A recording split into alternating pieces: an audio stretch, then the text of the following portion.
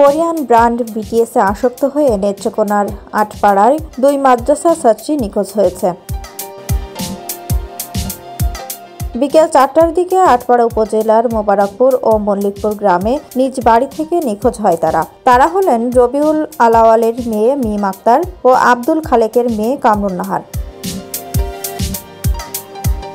জানা গিয়েছে, নিখোঁজ মিম ও কামরুন নাহার নেত্রকোনার মাদ্রাসার 6ষ্ঠ শ্রেণীর শিক্ষার্থী। পরিবারের অজান্তে স্মার্টফোনের মাধ্যমে তারা বিটিএসে আসক্ত হয়ে পড়ে। বিভিন্ন দোকান থেকে তারা বিটিএস এর স্টিকার সংগ্রহ করে। পরদিন বিকালে কাউকে কিছু না জানিয়ে তারা বাড়ি থেকে বের হয়ে যায়। স্বজনরা বিভিন্ন জায়গায় খোঁজাখুঁজি করেও তাদেরকে পায়নি।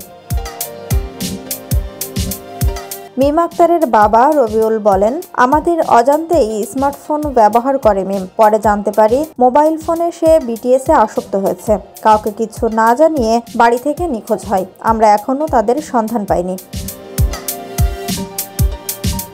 আটপাড়া থানার ভারপ্রাপ্ত কর্মকর্তা মোহাম্মদ আশরাফুজ্জামান জানান, 2 মাদ্রাসা ছাত্রী নিখোঁজ হওয়ার ব্যাপারে পরিবারের সদস্যরা আমাকে অবগত করেছেন। পরিবারের পক্ষ থেকে লিখিত অভিযোগ পেয়ে পরবর্তী আইনগত ব্যবস্থা নেওয়া হবে। নিখোঁজ 2 শিক্ষার্থী বিটিএসে আসক্ত ছিল বলে পরিবারের লোকজন জানিয়েছে।